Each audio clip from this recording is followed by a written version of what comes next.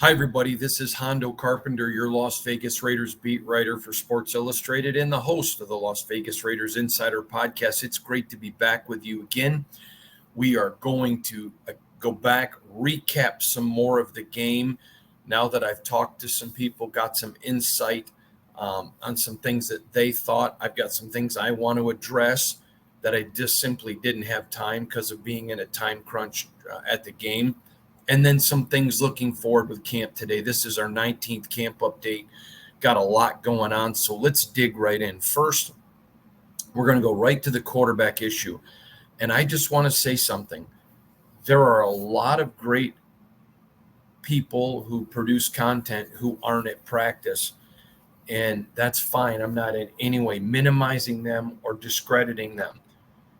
But I got a ton of email from people asking me, why didn't, Aiden O'Connell play more, saying, hey, we're hearing from other media, that's concerning. I don't read other media. Obviously, if I'm at practice with them or whatever and we chat, but I can just tell you this. I reported to you before we left Costa Mesa, whoever got the start was only going to play the first quarter, and that's exactly what Aiden did. There was nothing that Aiden did that they weren't happy with. That was the exact plan. So I would just say to you that I'm not going to ever address this again, but be careful where you get information. Not that other people don't have good information, but some of y'all, I got so much email, people worked up. Why have they why have they given up on Aiden? This is concerning. Other people, why are you not talking about it? I'm not talking about it because there's nothing literally to talk about. Period. There was nothing to talk about. AP told us that was how it's going to go, and that's how it did. So let's get into it. I'm going to give you some specifics today and some things to look for. Recap super quick. I thought both quarterbacks looked good. Clearly, Gardner got a lot more playing time than Aiden, but that's because Aiden gets the ball at the 4 and drives the team the length of the field. There was an Andrus Peat sack where he just got blown up by, I believe it was Dallas Turner, the rookie out of Alabama. The rookie out of Alabama. And it was just that ended what was a very good drive. And the way they were driving it, clearly, I think it's fair to say they had a terrific chance at a touchdown the way that they were driving. But penalties or sacks do that, and that was a killer. We know that Colton Miller will be back this week. That is what's expected, as well as Jackson Powers-Johnson. So Colton being back on the left, I do not believe we would have seen the rookie do what he did. Keeping in that light, let's talk about Aiden first, since he went first, and then we'll talk about Gardner. This week, the anticipation is that it'll probably Gardner in the first quarter, Aiden in the second. So here we go. There were several things they wanted to see out of Aiden. His accuracy was great. He was 7 out of 9, and he was very careful. If you saw, he did not have any great runs like Gardner, but there was mobility in the pocket, moving, shifting a little bit, which is what they were looking for. And he did a terrific job. Hit the guys that he wanted to hit. Now, I've been telling you all camp that there are several new things with the Raiders and some things that you are going to see from Luke Getsy that I believe you are going to really like. One of those, and only one, happened, so I will discuss it here because, as you know, as a member of the Pro Football Writers Association, with the access that I get, we're not allowed to discuss certain issues like new formations or things. We just don't discuss those. It wouldn't be fair to the Raiders or to any team if their beat writers did that.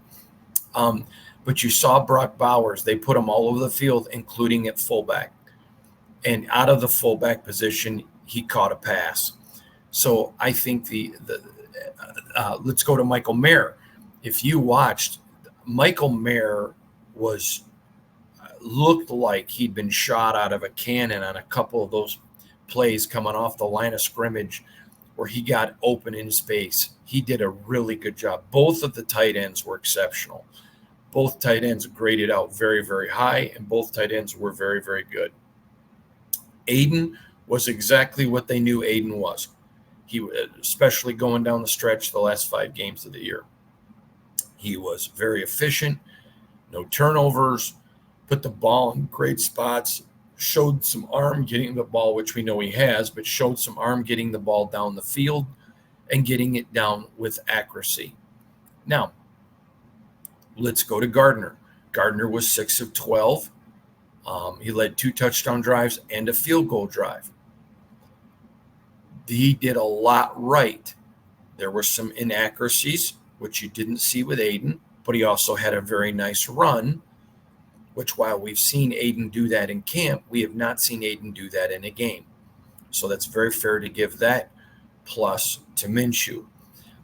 But I had 2 different people point out to me something that Gardner did that the team, I don't know that I would say scared is the right word, because that's not the right word, but let's say we're concerning. And if you DVR'd the game, go back and watch this, but there's 2 particular times where he's dropping back to pass and he's under pressure and he rolls to his right. And as the pressure approaches him, he starts going backwards. So now he's 10, 15 yards behind the line of scrimmage. That's where the gunslinging can lead to having to throw the ball up. And then the farther back you are trying to get the ball out of bounds past the line of scrimmage, that's a chance to float a ball. It's a chance to get an INT. That was not impressive to them at all. That was concerning to them. So I know that's something that Gardner's going to have to work on. Hey, if you want to be mobile, that's fine, but you don't need to go mobile and go back another 10 yards or 15 yards. Just learn to use mobility without putting yourself in dangerous situations. So there were, and that issue was a concern. So there you go. There's really the 2 differences, but I think that's literally sharing with you their concerns. I don't think that either quarterback did anything. And you have to remember, Aiden did it against, the starters for the Vikings, and Gardner did it against the 2s and the 3s. I don't think either quarterback did anything to cost themselves the starting job. Not at all. Not the least bit. And I don't believe that's the feeling in the building either. AP said yesterday that he would like to be able to name the quarterback after the Dallas Cowboy game, which is what I've shared with you in the past. I thought kind of was the finish line. Doesn't mean it couldn't go past it, but I think they would like to have that done. This week, there's going to be the practices are in the evening. There's no practice today. There will be practice Tuesday, and then that'll be at the facility. Wednesday will be at Allegiant Stadium, and then Thursday at the facility. So practice, and then, of course, Friday off because of the game on Saturday at Allegiant Stadium against the Cowboys. So it's going to be a lot going on there. I want to get into a couple of things that I think were really important. I know there was a lot of consternation in Raider Nation about the defense, but I do think it's fair to point out a couple of things. First of all, you saw Max and Christian for a cup of coffee, literally. And so they, even though the defense, gave up over 200 yards, I think that's the figure in the first half, they did it with significant amount of starters not in, and they only gave up 1 touchdown. They bend, but they didn't break. I think there was more worry in Raider Nation than there was on the team or in the building, which is fine. You're welcome to feeling you want. I'm not minimizing your feelings. I'm trying to bring you the information of how it was perceived inside. There were, a lot of things kind of pushing and happening in the way that they were developing. But there were some guys the Raiders wanted to get in to say that they played, but didn't want to keep them in there for any amount of time.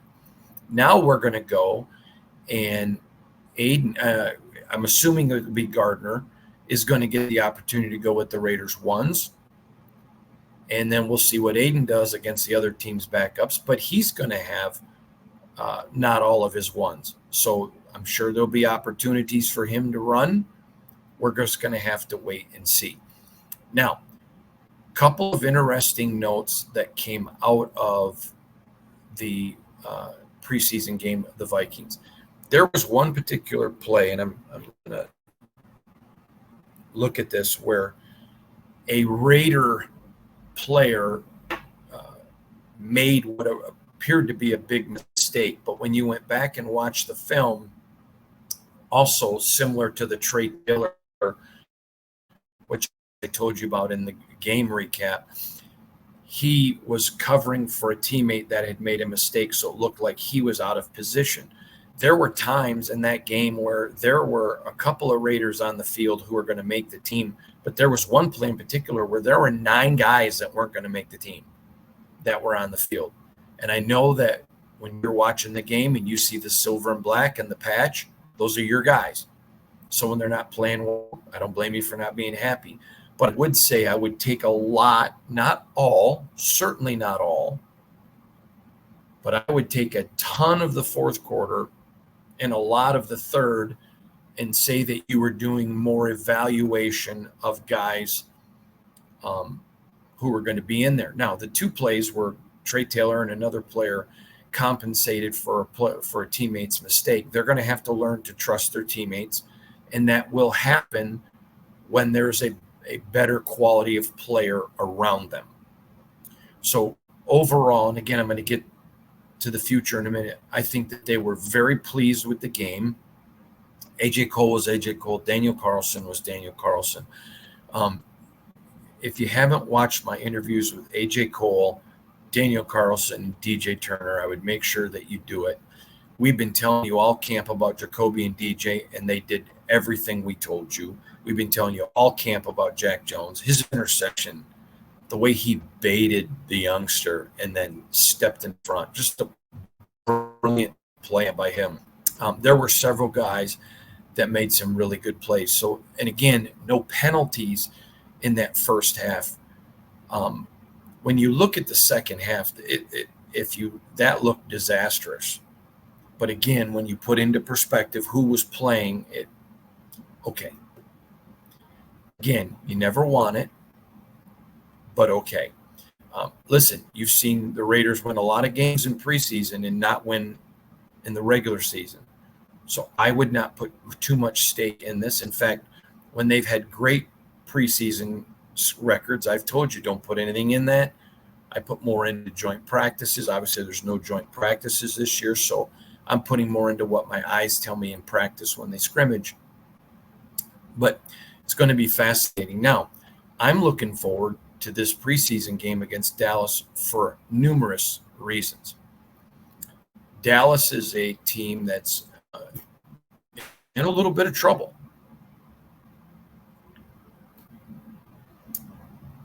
They're trying to figure out what's going on. There are shadows of who could be the next coach already going on, the issues with Dak. How long are they going to play everybody? Does Gardner get a good look at their ones the way Aiden did? Because if he doesn't, then they're going to have to look at how they're going to compare, first quarters of last week with first quarters of this week. What about if Aiden gets a lot of lesser talent? Maybe the Cowboys say we're not playing any of our starters or any of our backups. Okay, does Aiden go against a bunch of 3s and 4s? So it's going to be really interesting to watch how that all piles up. I think the quarterback battle is very close. I said going into the last game, I think it was dead even. I would say it's still probably dead even or a slight edge to Gardner simply because he had more time to do more. But again, the concerns with the scrambling, the inaccuracy, that stuff is going to hurt him. But the play with the legs, you cannot overlook that. And he only did it once, and he was very effective. Now, we've seen all camp Aiden do that. So that certainly is not something that's out of his purview for those of us who've had the privilege of watching practice, but it's something we haven't seen in a game. So I'm going to be looking for that. All right, let's talk about big week here. DJ Turner, what he continues to do in creating space. The Raiders right now at wide receiver are completely loaded. Devontae's back. So you know they got Devontae. Jacoby Myers is an absolute stud. He is an absolute stud.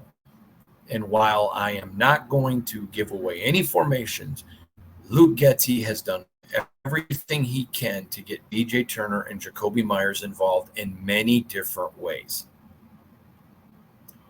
And those guys are both poised to do a lot. Trey Tucker, I was so happy for him at Minnesota. Just to be able to, because he had such great OTA, such a great mini camp, to then see him be able to adjust and after dropping some balls in training camp, to just see him the way he played, it was so great. I was really happy for him. He's a wonderful kid, and he's potential to be a great player, and certainly very, very young. So when you mention the hands or the drop issues, it's not a life sentence.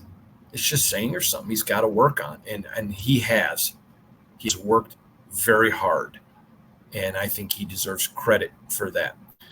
Let's go back very quickly and talk about Zeus, who we had told you the way that he was running, and you saw a couple of power opportunities there where he got pounded and he falls forward. I'm going to put this in perspective.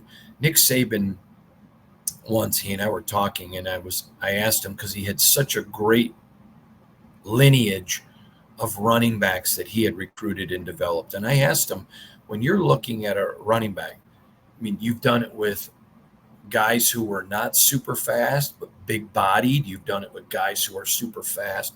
And I said to him, how do you, when you're scouting and recruiting and looking at a running back, what's the first thing you look at?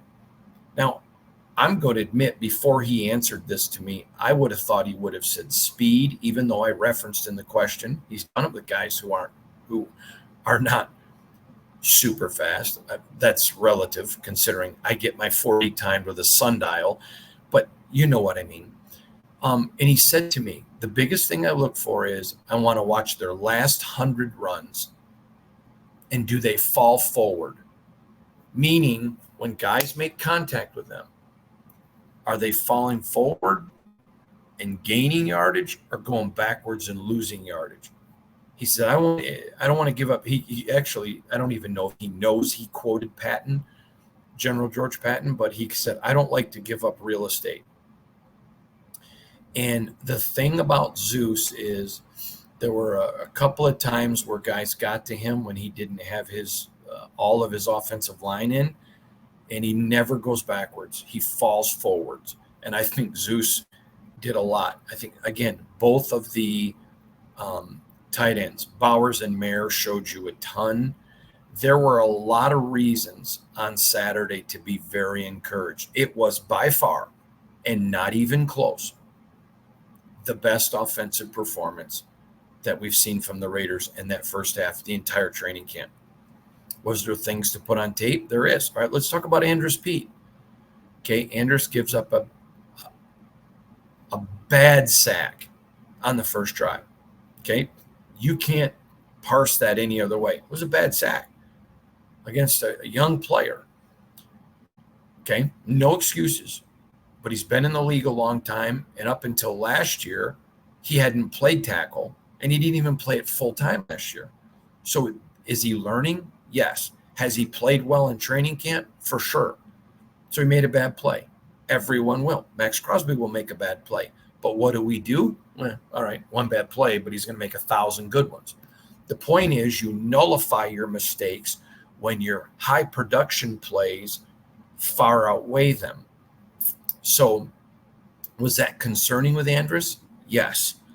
Was it fearful? No. just because we've seen him make a lot of good plays against Malcolm and a lot of good plays against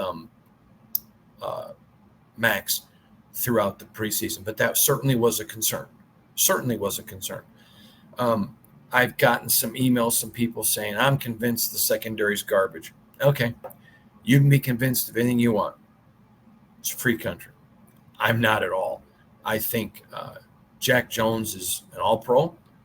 I think Nate Hobbs is if he's not the best inside corner in the NFL, boy, I don't know who's there. Maybe one guy, but Nate Hobbs is playing very well. And JB, again, second-year guy that hardly played his first year.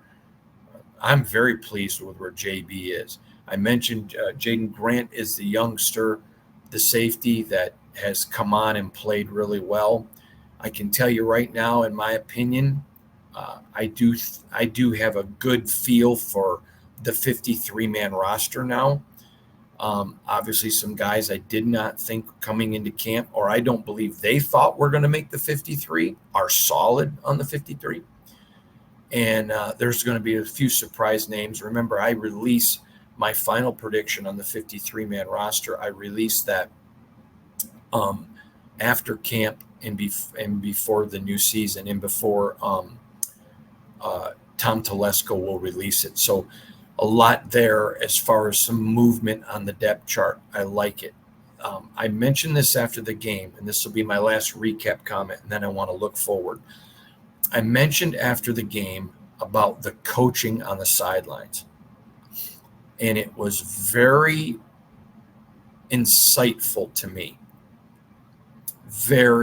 Now, I've been telling you all camp, when Josh McDaniels was here, there wasn't a lot of coaching on the field because they would go and deal with it after practice in meetings, but some of those meetings would be voluminous, like 4 hours. And guys would be like, oh my God, I'm falling asleep. This is just, They weren't saying that the meetings were bad or that they weren't learning, but it was just, you go out, you pound in practice, you have pre-practice meetings, and you go and sit, and you go from the heat of Vegas into the indoor where you're air conditioned. It was just not wise management by leadership, I don't believe. And so the Raiders are correcting on the spot, and it continued in the game. I was really surprised. I did not think I would see as much coaching on this. They're always just coaching, but constant coaching. And I loved watching the players who weren't playing jumping up, helping guys, coaching guys. That to me was very, very fascinating. All right, let's get to what we're looking for in camp. I think it's important for the offense to keep its momentum. I think the defense knows there was a lot of guys that weren't playing in that first half, much of anything other than a cup of coffee. And when I say a cup of coffee, I'm not talking about an American cup. I'm talking about one of them little, European tiny little shot glass cups of coffee. But when I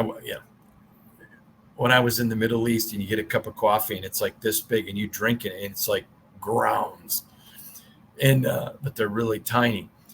But I want to see them keep the momentum. Now, if they're going to be going against the Maxes and the Christians, so do I expect them to be playing at the level that they did against the Vikings? Of course not.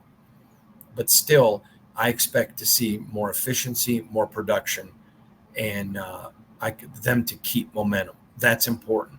Number two, I'm going to be watching for how are guys adjusting to being coached on mistakes. Are you seeing guys? So, for example, Andrews. Okay, the guy literally just pushed Sherman up the field, went around him, got his hips. One of the things as an offensive lineman, you have to keep your hips. They have to directly where you want them to go. So if I'm a heads up with you, my hips have to be heads up with you. If I'm trying to turn you, then my hips have to turn. But when I'm turning because you're by me, Katie, bar the door. you're in trouble. I'm going to watch Andrus. How does he correct some of that stuff? I'm watching Trey Taylor very closely, very, very closely. He did some things I thought were really good technique-wise. I think he did some things, though, that showed you he's played at Air Force. I told you in my game recap, there was a play where he's going over to help a guy who just made a huge mistake. He's going to have to learn, because what happens is when he's going against a Patrick Mahomes, or he's going against whomever, there's going to be some opportunities where they're going to put on a fake and a guy's going to make a mistake. He's going to bite and they're going to go by him. That's going to be no bueno. That's Spanish for not good. That's going to be not good. And so that is going to be something I want to watch Trey. I want to watch him specifically in some passing situations. I want to watch how he adjusts to that, and others. There are other people that I want to see as well. I want to watch a little bit and get some. But I think the theme of practice, especially Tuesday, is going to be maintaining momentum and correction. Maintaining momentum and correction. Then Wednesday will be a good practice, but there's going to it's at Allegiant, so it's going to be a little bit different. We'll see how all that goes. And then Thursday is going to be a big one, preparing for that Cowboy game, and there's a battle going on. I think every rep right now, every single rep for Aiden and Gardner is even bigger than it's been all camp. There's an old song from the Beverly Hills movies with Eddie Murphy. The heat is on, and it's on. It's on. And so I think when you're watching them, the pressure just keeps getting dialed up. Remember this. I learned this a long time ago, and I think it was from Jim Tressel, that you never want to be under stress, but there's nothing wrong with being under pressure. That's where this team is right now, where these quarterbacks are right now. There's pressure. They're battling. It's coming down. And I think there's going to be a lot of good things happening. So there's your recap. Again, expect Colton Miller and Jackson Powers-Johnson back this week. Devontae's back with the team. The quarterback issue, there was no issue. They said one quarterback would get a quarter, the other would get another. That's exactly what happened. Go back if you DVR'd the game though and watch those plays with Gardner. I thought that was interesting when that was mentioned to me, and I think it'll be very interesting with you as well. I appreciate you being with us. Going to have some very important things for you tomorrow. We're going to be looking at some specific battles on some things that I think you can be watching if you're going to Allegiant Stadium, or if you're going to be watching the Cowboy game. What are some specifics outside of quarterback that I know they're watching? And guess what? If AP and Telesco are watching it, then you should be watching it. I'll tell you all about those tomorrow. So thanks for joining us, everybody. I hope you have a terrific day, and we'll see you again real soon. Again, I am your Sports Illustrated beat writer for the Las Vegas Raiders, Hondo Carpenter. Thanks for joining us, and have a good one.